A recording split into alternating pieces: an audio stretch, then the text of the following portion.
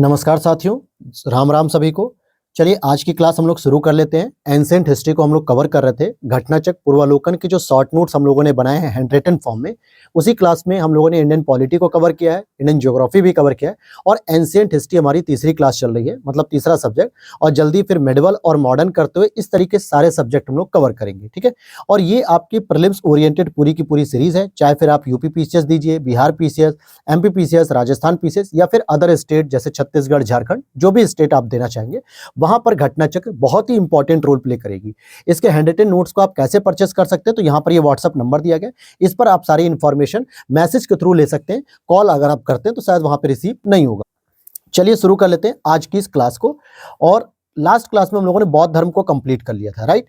तो जैन धर्म से हम लोग शुरू करते हैं आज की क्लास को। चलिए कहां पर है जैन धर्म, ये रहा।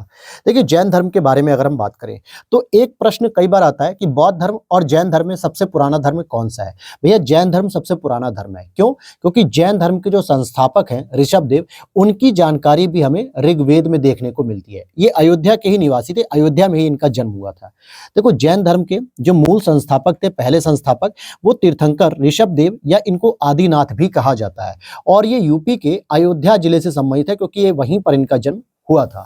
हालांकि जैन धर्म में जो 5 प्रमुख तीर्थंकर हैं, उनमें से मतलब इन पांचों का आपके अयोध्या में जन्म स्थान है। बनारस में भी जो है कि 3 जैन तीर्थंकर थे, उनका भी जन्म स्थान है। जैसे 23वें पार्श्वनाथ थे, आदि प्रभु थे, तो 3 लोग का जन्म बनारस में भी है। महावीर जैन जो सबसे इंपॉर्टेंट माने जाते हैं, वो 24वें तीर्थंकर थे और जिन्होंने 6ठी शताब्दी ईसा पूर्व में जैन धर्म का प्रचार प्रसार किया। तो देखा जाए तो जैन धर्म के जो महावीर स्वामी जी थे और महात्मा बुद्ध जो थे, ये दोनों ही समकालीन थे, क्योंकि दोनों का ही उदय लगभग जो है कि 6ठी शताब्दी ईसा पूर्व महाजनपद काल के दौरान हुआ। तो जैन धर्म महावीर स्वामी के नेतृत्व में आगे बढ़ रहा था, बौद्ध धर्म महात्मा बुद्ध जो कि संस्थापक थे, इनके नेतृत्व में आगे बढ़ रहा था। लेकिन ये 24वें तीर्थंकर है और महात्मा बुद्ध पहले थे, तो कहीं ना कहीं जैन धर्म बहुत पुराना हो गया। लेकिन इसमें एक महत्वपूर्ण जो 23वें पार्श्वनाथ हुए तीर्थंकर, बनारस के रहने वाले थे, इन्हों के बारे में देखते हैं। देखो कि 23वें तीर्थंकर हैं, इनका जन्म वाराणसी में हुआ। इनके पिता जो राजा इक्ष्वाकु वंश के थे, अश्वसेन, इनकी माता वामा देवी थी और 30 वर्ष की आयु में इन्होंने भी गृह त्याग दिया था, घर त्याग दिया था। और इनका जो प्रतीक चिन्ह होता है, सर्प होता है। हालांकि इन्होंने 4 प्रकार की शिक्षाएं दी थी, जो ब्रह्मचर्य वगैरह जो आप पढ़ते हो ना, ब्रह्मचर्य, अस्तेय या परिग्रह वाली, ये अभी हम आगे पढ़ेंगे। कई बार होता है तीर्थंकर और उनके प्रतीक चिन्हों को मिलान करने के लिए पूछा जाता है। जैसे ऋषभदेव के बारे में बात करेंगे तो इनका जो प्रतीक चिन्ह होता है बैल होता है। अजितनाथ की बात करेंगे तो हाथी हो जाएगा। संभवनाथ अश्व हो जाएगा। पद्म प्रभु, ये प्रभु नहीं होगा, पद्म प्रभु जो कि कमल होगा। सुपार्श्वनाथ स्वास्तिक होगा, पार्श्वनाथ अलग है, सुपार्श्वनाथ अलग है। मल्लीनाथ इनका कलश हो जाएगा। नमीनाथ नीलकमल और नेमीनाथ शंख हो जाएगा। पार्श्वनाथ जिनका जन्म वाराणसी में हुआ, सर्प हो जाएगा। महावीर का सिंह हो जाएगा। एक श्रेयांसनाथ भी थे, ठीक है, ये भी जो है कि बनारस में ही पैदा होते हैं, श्रेयांसनाथ। तो मुख्य रूप से अगर आप देखोगे, इनमें से एटलीस्ट आपको 5 ऐसे तीर्थंकर हैं जिनका आपको प्रतीक चिन्ह याद होना चाहिए, क्योंकि जब भी आप प्रश्न इसका करते हो मिलान करने के लिए, तो एक न एक उनमें से मिल जाते हैं। और एक भी अगर आपको लिंक मिल गया तो आप आराम से एलिमिनेट कर लोगे। एक ऋषभदेव का याद रखो बैल, अजितनाथ का याद रखो हाथी, और मल्लीनाथ का याद रखो कलश, पार्श्वनाथ का याद रखो सर्प, और महावीर स्वामी का याद रखो 6 सिंह। तो ये 5 से 6 लोगों का जो मैंने बताया, इनको जरूर याद रखना, क्योंकि यहां से मिल जाता है प्रश्न। वहीं कुछ तीर्थंकर है जिनके निर्वाण स्थल भी पूछे जाते हैं। निर्वाण मतलब जहां पे इनको मतलब एक तरीके से इनका जो है कि निधन होता है, तो उसके संदर्भ में निर्वाण कहते हैं। बौद्ध धर्म में निर्वाण का मतलब होता है ज्ञान प्राप्ति। ऋषभदेव की बात करेंगे, ऋषभनाथ की, तो अष्टापद। वासुपूज्य की चंपापुरी। नेमिनाथ की उर्जयंत। महावीर की पावापुरी। कहां पर है महावीर स्वामी का? पावापुरी। कुछ और भी स्थल है जो तीर्थंकरों से संबंधित हैं, जैसे श्रावस्ती की बात करेंगे, संभवनाथ। अब वैसे तो आपने पढ़ा है कि सर महात्मा बुद्ध ने यहाँ पर 21 वर्ष अपने बिताए थे, सर्वाधिक जो है कि, लेकिन बौद्ध धर्म के साथ साथ ये जैन धर्म के लिए भी प्रमुख है। तो श्रावस्ती से संभवनाथ संबंधित है, काकंदी से सुविधिनाथ, अयोध्या से ऋषभनाथ या ऋषभदेव, और पबोसा से पद्म प्रभु, ठीक है, पद्म प्रभु भी इनको कहा था, पद्म प्रभु। टोटल जो 24 तीर्थंकर थे उनके नाम याद कर लो। जैसे ऋषभ देव पहले नंबर पे थे, दूसरे अजित नाथ, तीसरे संभवनाथ, चौथे नंबर पे अभिनंदन, फिर सुमति नाथ, पद्म प्रभु, सुपार्श्वनाथ, चंद्र प्रभु, पुष्पदंत जिनको सुविधिनाथ कहा था, शीतलनाथ, श्रेयांसनाथ, वासुपूज्य, विमलनाथ, अनंतनाथ, धर्मनाथ, शांतिनाथ, कुंथुनाथ, अरनाथ, मल्लीनाथ, मुनिव्रत, नमीनाथ, नेमीनाथ या इनको अरिष्ट नेमी के नाम से भी जाना जाता है, नेमीनाथ को, पार्श्वनाथ और महावीर स्वामी। तो अब ये 24 पूरे क्रोनोलॉजी के साथ लिखे हुए हैं। तो एटलीस्ट आप इनमें से 7-8 लोगों को याद रख लो, ताकि अगर कोई प्रश्न ऐसा आता है जो क्रोनोलॉजी के बेस पे आता है तो आपको पता रहना चाहिए कि भैया महावीर स्वामी से पहले जन्म पार्श्वनाथ का हुआ, पार्श्वनाथ से पहले जन्म नेमीनाथ या फिर अरिष्ट नेमी का हुआ, सबसे पहले जन्म ऋषभ देव का हुआ, पहले तीर्थंकर थे ये, दूसरे नंबर पे आपका अजितनाथ है, ठीक है, 19 नंबर पे आपके मल्लीनाथ हैं। तो ऐसे कुछ प्रमुख हैं। मल्लीनाथ को लेकर क्या है ना, जैन धर्म में भी जो है कि मतभेद है, कोई इन्हें पुरुष मानता है और कोई इनको स्त्री का दर्जा देता है। तो इसलिए मल्लीनाथ को कई बार प्रश्न बनता है। तो मल्लीनाथ का जो प्रतीक चिन्ह था मैंने बताया था क्या था, कलश था, ठीक है, तो इसको याद रखना है। आगे देखते हैं महावीर स्वामी के बारे में। देखो महावीर स्वामी का जो जन्म हुआ था वो कुंड ग्राम वैशाली में हुआ था 599 बीसी में, 599 बीसी में।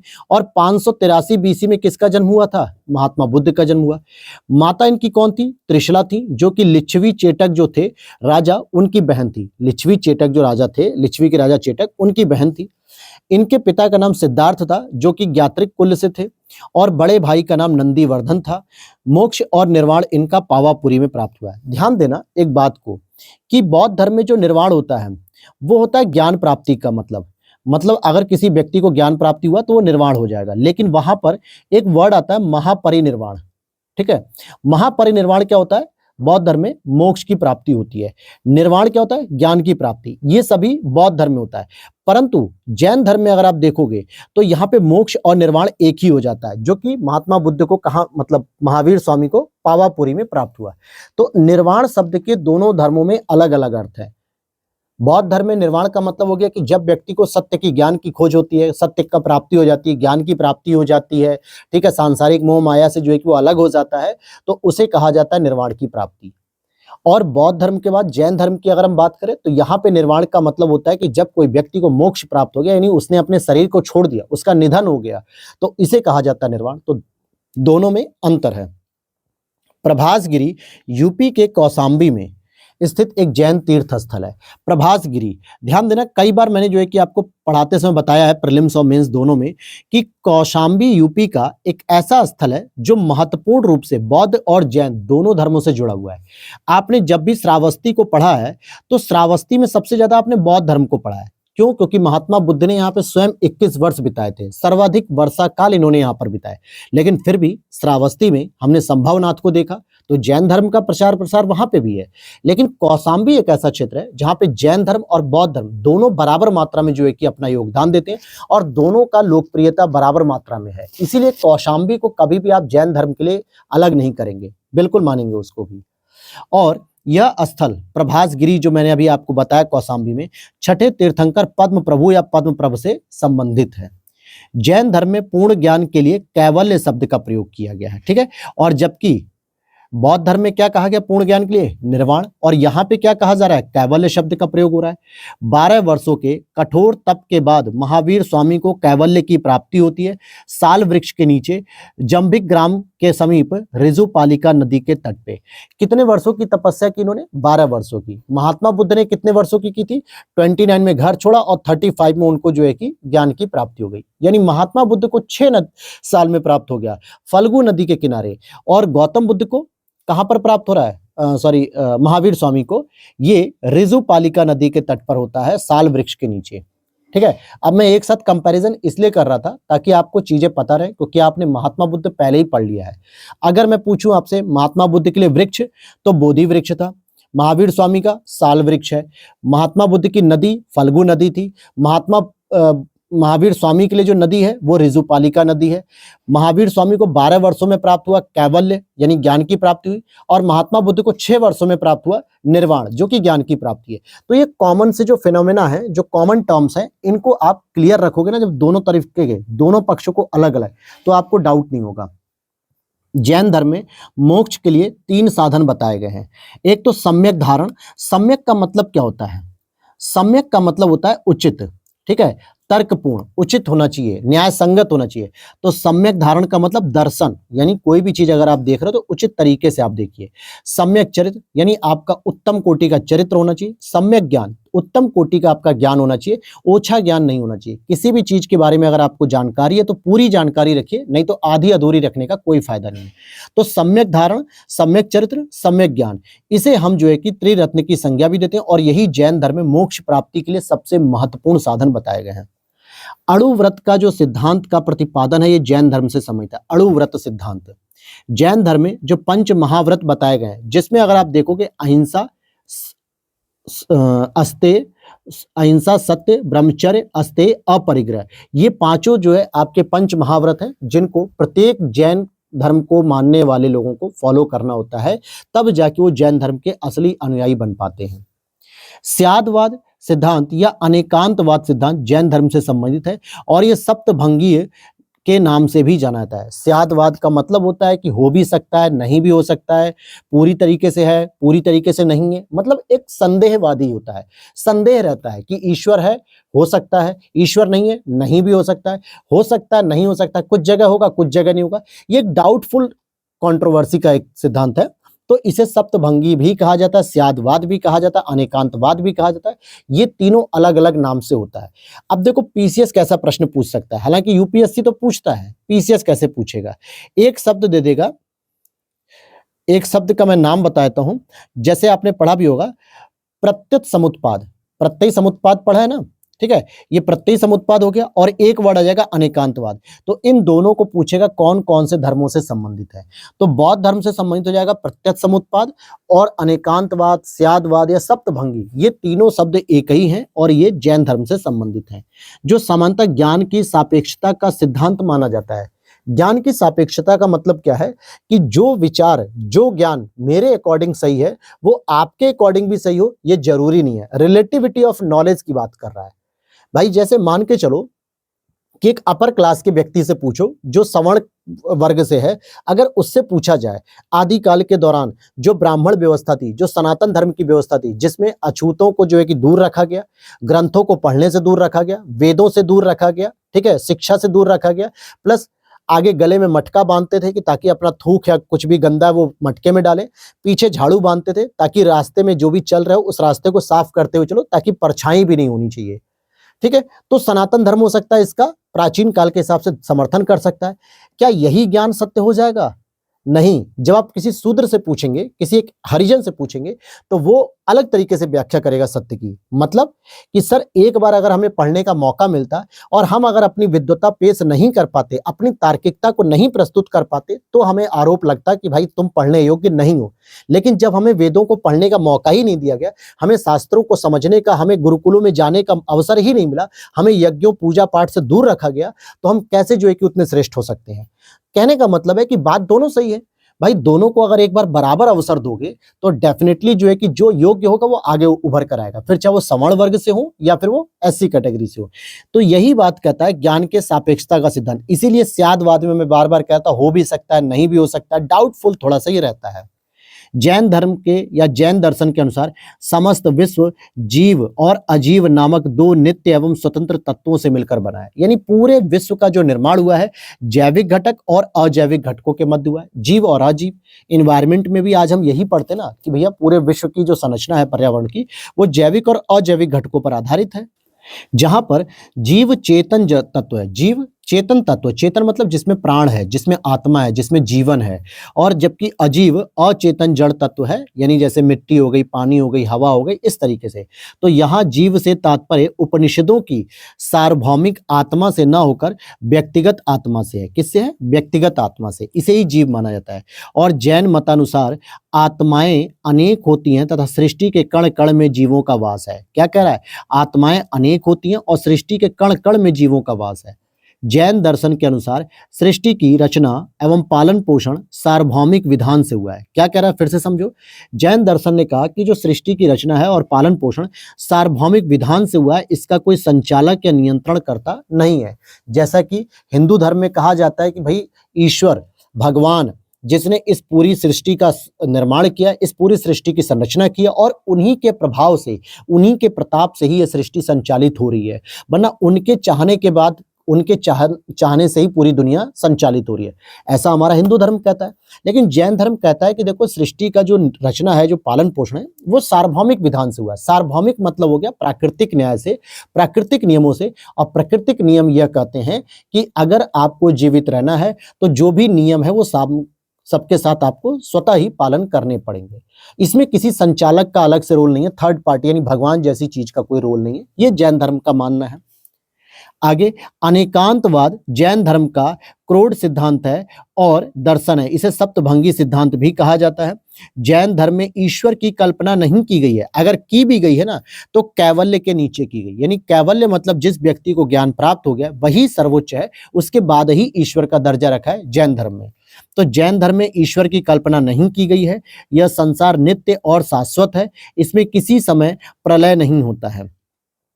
पापनीय यापनीय होना चाहिए यहाँ पे, ठीक है, यापनीय, ठीक, पापनी नहीं, यापनीय जैन धर्म का एक संप्रदाय था जिसकी उत्पत्ति यद्यपि दिगंबर संप्रदाय से ही हुई थी। स्थानकवासी श्वेतांबर जैनों का एक संप्रदाय है। ये दिगंबर और श्वेतांबर किसे कहते हैं? श्वेतांबर वह वर्ग होता है जो श्वेत कपड़े धारण करता है, सफेद रंग के कपड़े धारण करता है और न्यूनतम वस्त्र धारण करता है। दिगंबर वह व्यक्ति होते हैं, वह संप्रदाय होता है जो बिल्कुल नग्न अवस्था को धारण करते हैं, यानी किसी भी प्रकार का वो वस्त्र धारण नहीं करते हैं। 14 पूर्व प्राचीनतम जैन ग्रंथ हैं। अंतिम नंद राजा के समय में संभूति विजय तथा भद्रबाहु जैन संघ के अध्यक्ष थे तथा यही महावीर द्वारा प्रदत्त 14 पूर्वों यानी पूर्वों को जानने वाला एक अंतिम व्यक्ति भी थे। प्रारंभिक जैन साहित्य किस भाषा में लिखे गए थे? अर्धमागधी में। और यही सीधा प्रश्न आपके एलटी ग्रेड के सोशल साइंस एग्जाम में आया हुआ था कि प्रारंभिक जो जैन साहित्य थे वो किस भाषा में लिखे गए थे? अर्धमागधी में लिखे गए थे। आगे देखते हैं, पार्श्वनाथ से संबद्ध होने के कारण जैन सिद्ध क्षेत्र माना जाता है सम्मित शिखर। सम्मित शिखर पर इनको जो है कि ज्ञान की प्राप्ति हुई थी, इसलिए उनसे संबंधित ये माना जाता है। थेरी गाथा बौद्ध साहित्य है, जबकि आचरांग सूत्र, सूत्र कृतांग और बृहत कल्प सूत्र आरंभिक जैन साहित्य हैं। ये कई बार पूछा था भैया थेरी गाथा किस धर्म से संबंधित है? बौद्ध धर्म से है। आचरांग सूत्र, सूत्र कृतांग या बृहत कल्प सूत्र आरंभिक जैन साहित्य, जबकि मंजूश्री कल्प सूत्र मैंने बताया था, ठीक है, कल्पतरु, वो बौद्ध धर्म से संबंधित है। अब महावीर के बारे में थोड़ी और जानकारी लेते हैं। आगे देखते हैं महावीर जी के, इनके प्रथम शिष्य कौन थे? जामाली। और जमाली कौन था? इनकी पुत्री का पति था, यानी इनका दामाद था। और पुत्री कौन थी? प्रियदर्शना थी। और इनकी पत्नी भी एक थी, यशोदा। ठीक है, तो यशोदा और महावीर की जो पुत्री थी वो प्रियदर्शना थी और प्रियदर्शना के पति कौन थे? जमाली थे। और यही जमाली इनका पहला शिष्य बनता है, यही जमाली इनका पहला शिष्य बनता है। चंद्रगुप्त मौर्य के बारे में बात करेंगे। चंद्रगुप्त मौर्य के शासनकाल में पाटलिपुत्र में प्रथम जैन संगति का आयोजन हुआ। जैसे महावीर मतलब महात्मा बुद्ध से संबंधित अगर हम बात करें, बौद्ध धर्म की बात करें, तो बौद्ध धर्म की 4 संगतियां हुई।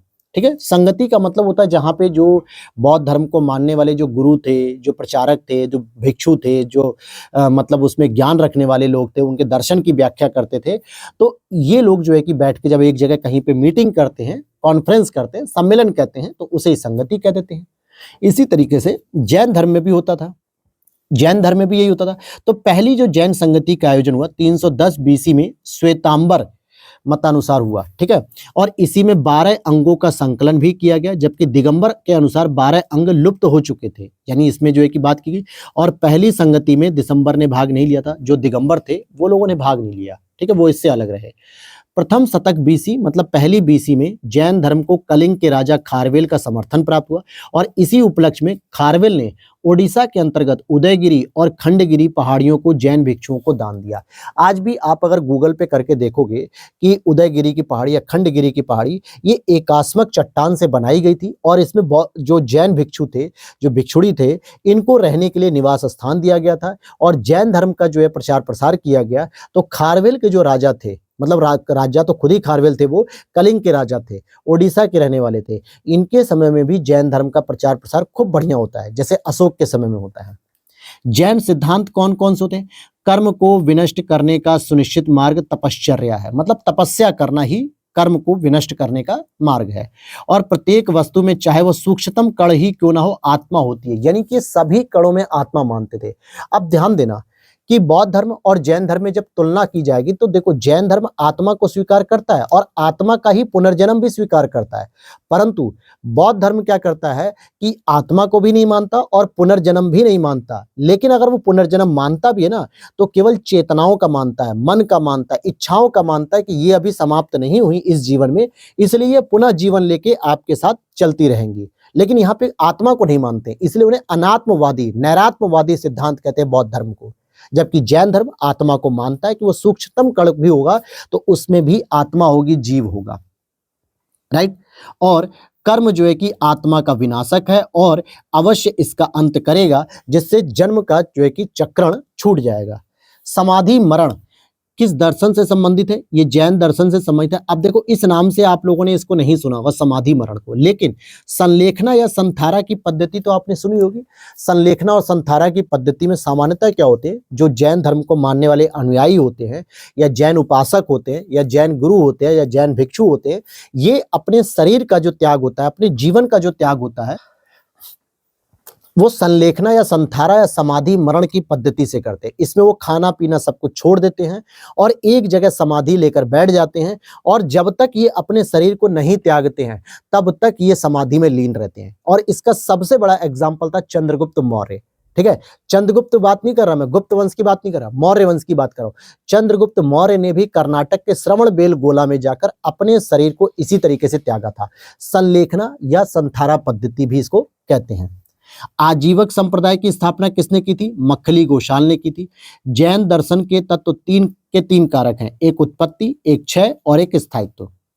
आजीवक संप्रदाय क्या है? तो नियतिवाद में विश्वास करता है। नियतिवाद यानी कि जो नियति है, जो प्रकृति चली आ रही है, उसमें कोई परिवर्तन नहीं होना चाहिए, ये नियतिवाद पे बल देते हैं। कठोर तपस्या में विश्वास करते हैं। आजीवकों की बैठकों के लिए नियमित सभाएं होती थी और भौतिकतावादी संप्रदाय था, यानी कि भौतिक वस्तुओं पर जो है कि ज्यादा बल देता था। कुछ और भी आचार्य हैं और उनके द्वारा दिए गए कुछ सिद्धांत, जैसे लकुलिस की बात करेंगे तो पाशुपत सिद्धांत इन्होंने दिया। नागार्जुन की बात करेंगे तो शून्यवाद का इन्होंने सिद्धांत दिया। भद्रबाहु जैन धर्म के गुरु थे और गोशाल, मक्खली गोशाल, इन्होंने आजीवक संप्रदाय दिया। मक्खली गोशाल प्रारंभ में महावीर स्वामी के शिष्य थे, लेकिन बाद में मतभेद होने की वजह से शिष्यता इन्होंने त्याग दी, यानी ये शिष्य को त्याग दिया और आजीवक संप्रदाय का वास्तविक संस्थापक बने। और इनका मत नियतिवाद है। कैसा है? नियतिवाद है, गोशाल का, या मक्खली गोशाल भी आप इनको कह सकते हो, जिनके अनुसार संसार की प्रत्येक वस्तु भाग्य द्वारा पूर्व नियंत्रित और संचालित होती है। किसके द्वारा? भाग्य के द्वारा। श्रवणबेलगोला कर्नाटक में स्थित यह गंग शासक रचमल्ल पंचमल में चामुंडराय नाम के मंत्री ने 981 ईस्वी में बाहुबली यानी गोमतेश्वर की 57 फीट ऊंची जैन मूर्ति का निर्माण कराया था। गोमतेश्वर कौन है या बाहुबली कौन है? तो पहले तीर्थंकर जो ऋषभ देव थे, इनके ही ये पुत्र थे, तो उन्हीं की मूर्ति यहाँ पर बनती है कर्नाटक में। और महामस्तकाभिषेक उत्सव 12 वर्ष के अंतराल पर मनाया जाता है। महामस्तकाभिषेक यानी यहाँ पर अभिषेक किया जाता दूध से भी। दक्षिण में तृतीय और चतुर्थ शताब्दी ईस्वी के दौरान आंध्र प्रदेश में इक्ष्वाकु वंश का शासन था। कुल 7 शासक हुए, जिनकी सभी रानियां बौद्ध मतावलंबी थी। अब सोचो, दक्षिण भारत में जहां जैन धर्म का प्रचार प्रसार हो चुका था इक्ष्वाकु वंश में, लेकिन फिर भी उनकी सभी रानियां किससे समझ थी? बौद्ध मतावलंबी से थी। और यह नागार्जुन कोंडा स्थित मूर्तियों में बुद्ध की विशाल मूर्तियां शामिल थी यहाँ पर, यह प्रमाण के तौर पे। यद्यपि इक्ष्वाकु ने वैदिक धर्म का पालन किया, किंतु बौद्ध धर्म का समर्थन भी किया और उनकी रानियां बौद्ध धर्म से संबंधित थी। बंगाल में पाल शासकों ने बौद्धों का समर्थन किया और शासन के दौरान बंगाल इंपॉर्टेंट महत्वपूर्ण बौद्ध केंद्र के रूप में उभरा, जब बंगाल में पाल वंशों का शासन चल रहा था। हालांकि उसी पाल वंश में धर्मपाल, देवपाल, गोपाल, किसी ने ओदंतपुरी विश्वविद्यालय की स्थापना की, किसी ने विक्रमशिला विश्वविद्यालय की स्थापना की, किसी ने नालंदा विश्वविद्यालय के लिए दान दे दिया। हालांकि स्थापना तो गुप्त वंश में होती है नालंदा की। कमेंट करके बताओ जरा, तो कुमार गुप्त बताया था या स्कंद गुप्त बताया था? दोनों गुप्त में उलझते रहो, जरा कमेंट करके बताना बिना देखे। चलो, अब अगला चैप्टर हमारा आता है शैव धर्म या भागवत धर्म। देखो, शैव धर्म मुख्य रूप से भगवान शिव से संबंधित है। तो सबसे पहले आपको चारों युगों का क्रम पता होना चाहिए। सतयुग, जिसमें कर्म पर बल दिया गया, त्रेता युग, द्वापर और कलयुग। तो सतयुग हो गया, त्रेता युग हो गया, द्वापर हो गया और कलयुग हो गया। वर्तमान में कलयुग चल रहा है। प्राचीन भारत में, तो यहाँ पर अगर आप देखेंगे अगले पॉइंट की ओर, कि प्राचीन भारत में मत्त मयूर नामक शैव संप्रदाय का उल्लेख मिलता है। अब ध्यान देना कि जो मत्त मयूर हैं वो शैव संप्रदाय से संबंधित हैं। अर्धनारीश्वर मूर्ति में आधा शिव तथा आधा पार्वती जो दिखाए गए हैं ना, वो किसके प्रतीक हैं? देव और उसकी शक्ति। शक्ति किसको माना जाता है? महिला को माना जाता है, ठीक है। माँ पार्वती को जो है कि शक्ति का प्रतीक भी माना जाता है, और देव यहाँ पे भगवान शिव हो गए। तो अर्धनारीश्वर के रूप में जो दिखाया गया, आधा स्त्री और आधा पुरुष, यानी आधा पार्वती जी को दिखाया जा रहा है और आधा भगवान शिव को दिखाया जा रहा है। तो ये उनके देव और उनकी शक्ति का प्रतीक है। पोएगाई, पूडम, तिरुमंगई अलवार संत थे, जबकि तिरुज्ञान नयनार संत थे। देखो अलवार और नयनार क्या है? नयन से क्या होता है? शिव भगवान की तीसरी आंख थी, तो ये शैव धर्म से संबंधित हो गए, और अलवार जो है कि आपके विष्णु भगवान से संबंधित हो गए। यानी ये वैष्णव धर्म को मानते थे और ये शैव धर्म को मानते थे। तो इसमें पोएगई हो गया, पुडम हो गया, तिरुमंगई हो गया, ये तीनों अलवार संत थे, जबकि तिरुज्ञान नयनार संत थे। भगवान भागवत या वैष्णव धर्म का चरमोत्कर्ष सामान्यतः गुप्त राजाओं के शासनकाल में हुआ। भागवत धर्म को गुप्तों ने अपना राज धर्म बनाया, यानी कि वो वैष्णव धर्म को मानते थे, लेकिन फिर भी उनका जो धर्म के लोग थे, जो राजा थे, वो सहिष्णु थे, संवेदनशील थे। इसी वजह से वो अन्य धर्मों का भी जो है कि पालन पोषण करते थे। जैसे वैष्णव धर्म हो गया, ये हिंदू धर्म के अंतर्गत ही था मुख्य रूप से, तो वो हिंदू धर्म को मान ही रहे थे, लेकिन बौद्ध धर्म को भी वो प्रचार प्रसार करते थे या उसका संरक्षण करते थे। और इसी वजह से गुप्त काल में ही नालंदा विश्वविद्यालय की स्थापना होती है। जैन धर्म को भी उन्होंने संरक्षण दिया है। मूर्ति कला में जैन धर्म और बौद्ध धर्म की मूर्ति कला देखने को मिलती है। गुप्त काल में सारनाथ में जब देखोगे, बनारस में बुद्ध की मूर्ति कला का जो है कि नया प्रचलन हुआ, उसमें क्रीम कलर का प्रयोग किया था, क्रीमी टेक्सचर होता है उसमें, पत्थर का प्रयोग किया गया। तो कहने का मतलब है कि गुप्त वंश भले ही भागवत धर्म को अपना राजधर्म बनाता है, परंतु वो एक धर्म सहिष्णु धर्म थे, यानी अन्य धर्मों का भी समान संरक्षण करते थे। और गरुण जो गुप्तों का राज चिन्ह था, यानी कि जो गुप्ता पीरियड में जो भी सामान वगैरह लिया जाता था, जो भी, तो जो मोहर होती थी उस पे गरुण का चित्र देखने को मिलता था। भागवत धर्म के प्रवर्तक वृष्टि यानी वृष्टि वंश से जो कृष्ण थे, और जिन्हें वासुदेव पुत्र कहा जाता था, जो कि मथुरा के निवासी थे। छांदोग्य उपनिषद में उन्हें देवकी पुत्र कहा गया तथा घोर अंगिरस का शिष्य बताया गया। घोर अंगिरस का शिष्य भी बताया गया।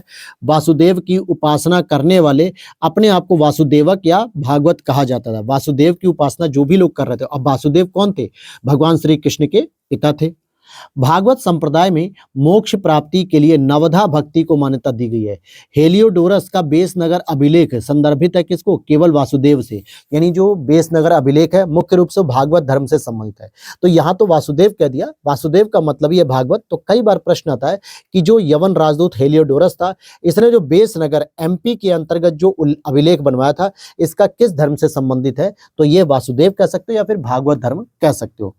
विदिशा या बेसनगर का गरुड़ स्तंभ से पता चलता है कि तक्षशिला के यवन राजदूत हेलियोडोरस ने भागवत धर्म ग्रहण किया था। यही तो जानकारी दे रहा है। वो क्या कह रहा है? जो विदिशा यानी बेसनगर का जो गरुड़ स्तंभ है, बेसनगर अभिलेख गरुड़ स्तंभ, इससे पता चलता है कि तक्षशिला के जो यवन राजदूत थे हेलियोडोरस, इन्होंने भागवत धर्म को जो है कि ग्रहण किया था। और अलवार संतों की बात करें तो अलवार संतों द्वारा दक्षिण भारत में वैष्णव धर्म का प्रचार प्रसार किया गया। अलवार संतों की संख्या 12 बताई गई है, और इन 12 संतों में एकमात्र महिला हुआ करती थी, वो थी अंडाल। उसका नाम क्या था? अंडाल था।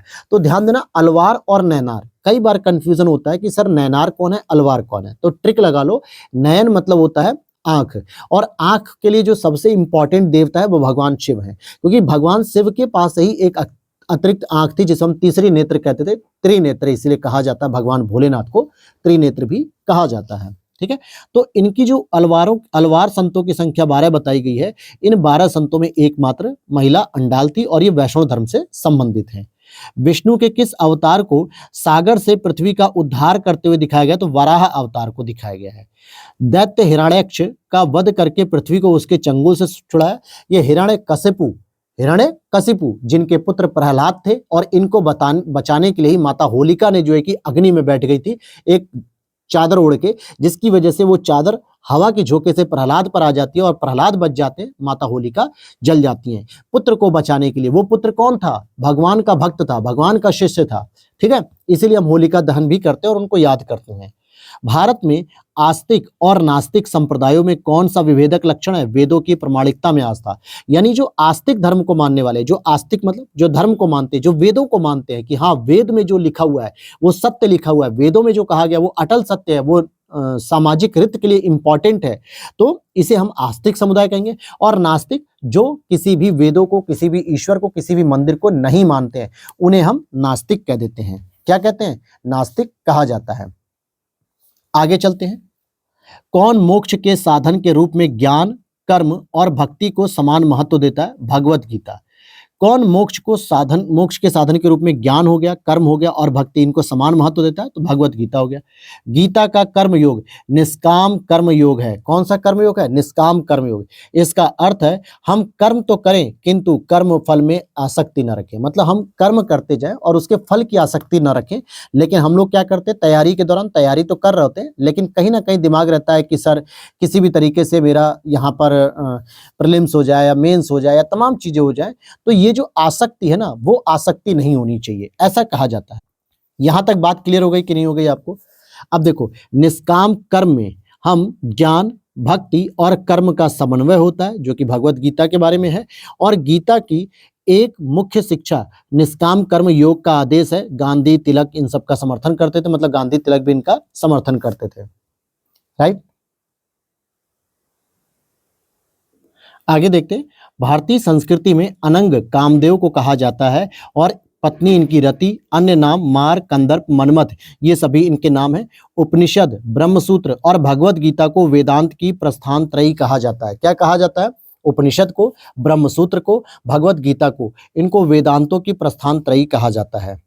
आगे देखते हैं। वह प्राचीन स्थल जहां 60,000 मुनियों, बैटरी भी डाउन हो रही है, अच्छा जी। वह प्राचीन स्थल जहां पर 60,000 मुनियों की सभा में संपूर्ण महाभारत कथा का वाचन किया गया, ये नैमिषारण्य, जो कि यूपी के सीतापुर जिले में स्थित है। सीतापुर कहां पर स्थित है? लखीमपुर खीरी से सटा हुआ है, लखनऊ से सटा हुआ है, सीमा साझा करता है। कई बार ये प्रश्न आता है कि भैया नैमिषारण्य जैसा जो प्राचीन स्थल है, जो पवित्र स्थल है, ये कहां पर स्थित है? तो 60,000 मुनि भी आता है कई जगह, और कई जगह लिखा होता है 88,000 ऋषियों की तपस्थली भी कहा जाता है इसे। 88,000 ऋषियों की तपस्थली कहा जाता है। तो किसे कहा जाता है? नैमिषारण्य को कहता है। थोड़ा सा रामायण के बारे में जानकारी लेते हैं। रामायण की बात करें तो इसके रचयिता कौन है? वाल्मीकि जी हैं, ठीक है। और संस्कृत भाषा में इन्होंने मुख्य रूप से की थी। ध्यान देना, कई बार प्रश्न घुमा के पूछता है। क्या पूछता है? कि रामायण आपको लगता है कि सर ये तो अवध क्षेत्र से संबंधित है, क्योंकि अवध के क्षेत्र में ही पहले अयोध्या आता था, हालांकि अभी भी है, या फैजाबाद कह सकते हो। तो कई बार एग्जामिनर पूछ लेता है कि क्या रामायण की रचना अवधी भाषा में हुई है? बिल्कुल। तो आप कर दोगे सही और हो जाएगा आंसर गलत, क्योंकि रामायण जो मूल रूप से लिखी गई है वो संस्कृत भाषा में लिखी गई है। तो अवधि नहीं लगानी है। पता चले कि रामायण को अवध और अयोध्या के क्षेत्र से जोड़ के आप भगवान श्री राम की जो रामायण है उसको आप लिख दो कि अवधी भाषा में, तो गलत हो जाएगा। रामचरितमानस को लिखा गया अवधी भाषा में, जो रामायण के ही ऊपर एक टीका लिखी हुई है, रामचरितमानस, लेकिन रामायण मूलतः संस्कृत भाषा में लिखी गई थी। और ये प्रश्न बनता है यार ऐसे, इसीलिए मैं आपको फोकस करके बल दे रहा हूं कि भाई ये चीजें क्लियर रखो। कुल इसमें 7 कांड है और चौथा कांड आपका किष्किंधा कांड है। ध्यान देना, इसी में से एक सबसे इंपॉर्टेंट कांड होता है जिसको हम लोग सुंदर कांड के रूप में जानते हैं, जो भगवान हनुमान जी के लिए है, ठीक है। हनुमान जी के लिए ये पूरा सुंदर कांड होता है। इसी कांड में राम और हनुमान की भेंट होती है, ताकि बाली वध और सुग्रीव के बानर शासक बनने का वर्णन किया जाता है। इसमें भगवान श्री राम जो है कि चोरी से छिपकर बाली का वध करते हैं और सुग्रीव को जो है कि बानर शासक बनाते हैं। फिर आगे बात करते हैं। काली पुराण या सती पुराण शाक्त धर्म से संबंधित है। प्रतिवर्ष आषाढ़ माह में शुक्ल पक्ष में उड़ीसा के पुरी में जगन्नाथ यानी भगवान श्री कृष्ण को कहा था, उनके बड़े भाई बलराम और उनकी बहन सुभद्रा के सम्मान में रथ यात्रा निकाली जाती है। ध्यान देना कि सुभद्रा, ठीक है, बलराम और कृष्ण, ये तीनों भाई बहन हैं और इन्हीं के सम्मान में रथ यात्रा निकाली जाती है, जो पूरे भारतवर्ष में धूमधाम से मनाई जाती है। लेकिन जो पुरी, जो आपके उड़ीसा में पुरी है, वहां पर जो मंदिर है पुरी में जगन्नाथ देव का मंदिर, वो बहुत ही फेमस यहाँ पे यात्रा निकलती है। यहाँ की भारत का पूरे विश्व में प्रसिद्ध है ये यात्रा, ठीक है। नासिक में प्रत्येक 12 वर्ष के अंतराल कुंभ मेला गोदावरी नदी के तट पर लगता है। हालांकि जो कुंभ मेले होते हैं वो 4 जगह लगते हैं, हरिद्वार में, प्रयागराज में, उज्जैन में भी लगता है। और प्रयागराज में यमुना नदी के तट पर लगता है, हरिद्वार में गंगा नदी के तट पर लगता है, उज्जैन में क्षिप्रा नदी के तट पर लगता है और नासिक में गोदावरी नदी के तट पर। तो जरा नदियों के नाम भी पता रहे। हरिद्वार में देखो यमुना मत लगा देना, गंगा नदी के तट पर लगता है। प्रयागराज में गंगा यमुना और सरस्वती इनके संगम पर लगता है। उज्जैन में क्षिप्रा नदी पर लगता है। नासिक में गोदावरी नदी पर लगता है। क्लियर। मदीना पश्चिमी सऊदी अरब के हिजाज क्षेत्र में स्थित है और यह मक्का के बाद इस्लाम धर्म का दूसरा पवित्रतम शहर है। ठीक है, मक्का मदीना इसीलिए कहा जाता है। वेटिकन सिटी इटली में स्थल रुद्ध संप्रभु देश है। ध्यान देना, कई सारे लोगों को ये पता ही नहीं है कि जो वेटिकन सिटी है वो कहां पर है, पहली चीज। और ये भी नहीं पता कि अगर इटली में तो वो उसका शहर है कि देश है। भाई वो एक अलग देश है, लैंडलॉक्ड देश है। जैसे साउथ अफ्रीका में आप देखोगे तो एक अंडोरा नाम का देश है, नहीं अंडोरा तो नहीं है, कुछ लेसेथो करके एक देश का नाम है। वो जो है कि साउथ अफ्रीका के अंदर पूरी तरीके से लैंडलॉक्ड रूप से घिरा हुआ है। वैसे ही वेटिकन सिटी इटली के अंतर्गत एक लैंडलॉक्ड है और वेटिकन सिटी में ही दुनिया का सबसे पवित्रतम जो चर्च मानी जाती वहीं पे। हालांकि ये सबसे छोटा स्वतंत्र देश भी है वेटिकन सिटी। और नाथपंथियों, सिद्धों और योगियों ने भक्ति धर्म को किस क्षेत्र में लोकप्रिय बनाया? तो उत्तर भारत में। किसने? नाथपंथी। और नाथपंथियों का एक सबसे इंपॉर्टेंट जो प्रमाण मैं आपको देना चाहूंगा वो गोरखपुर में देना चाहूंगा, जो नाथ संप्रदाय वहां पर है। ठीक है। और सिद्धों और योगियों को भक्ति धर्म को किस क्षेत्र में लोकप्रिय बनाया? तो उत्तर भारत में इन्होंने बनाया। तो ये आज हम लोगों ने 2-3 धर्मों को पढ़ा, जैसे जैन धर्म के बारे में पढ़ा, शैव धर्म के बारे में पढ़ा, भागवत धर्म के बारे में पढ़ा। और कल की क्लास में अब हम लोग पढ़ेंगे 6ठी शताब्दी ईसा पूर्व राजनीतिक दशा, यानी अब महाजनपद में एंट्री करेंगे धीरे धीरे, फिर और भी आगे डिटेल को पढ़ते हुए चलेंगे, फिर मौर्यकाल वगैरह पढ़ेंगे। ठीक है, तो वीडियो अच्छी लग रही तो लाइक कर देना। और अगर आप इसके हैंड रिटन नोट्स परचेस करना चाहते हैं तो इस व्हाट्सअप नंबर से आप मैसेज करके पूरी इंक्वायरी ले सकते हैं, वहीं पर सारी डिटेल मेरी टीम आपको दे देगी। साथ ही साथ उम्मीद है कि वीडियो अच्छी लग रही होगी और भरोसा रखिए, जैसे मैंने पिछले 2023 वाले एडिशन को कंप्लीट कराया था हैंड रिटन नोट्स में, टोटल 106 लेक्चर मैंने लिए थे। ठीक है, लगभग 4 महीने का समय लगा था। ठीक उसी प्रकार से इनको भी हम 4 मंथ के अंतर्गत पूरे कंप्लीट कर लेंगे, जिसमें ये तीसरा सब्जेक्ट ऑलरेडी चल रहा है। टोटल इसकी 11 पीडीएफ होती है हमारी। ठीक है, 11 पीडीएफ होती है, जिसमें आपका तीनों हिस्ट्री हो गई, दोनों साइंस हो गए, मतलब तीनों साइंस हो गए, दोनों ज्योग्राफी, पॉलिटी, एनवायरमेंट, इकोनॉमिक्स और यूपी स्पेशल। तो लगभग सारी पीडीएफ बन चुकी है, केवल इकोनॉमी जो है कि बची हुई थी। और इकोनॉमी पे भी मेरा काम चल रहा है, मैं खुद बना रहा हूं उसमें, क्योंकि उसमें इकोनॉमी सर्वे को ऐड कर रहा हूं, उसमें बजट को ऐड कर रहा हूं, जो लेटेस्ट अभी आया है 2026-27 का बजट और 2025-26 का इकोनॉमी सर्वे।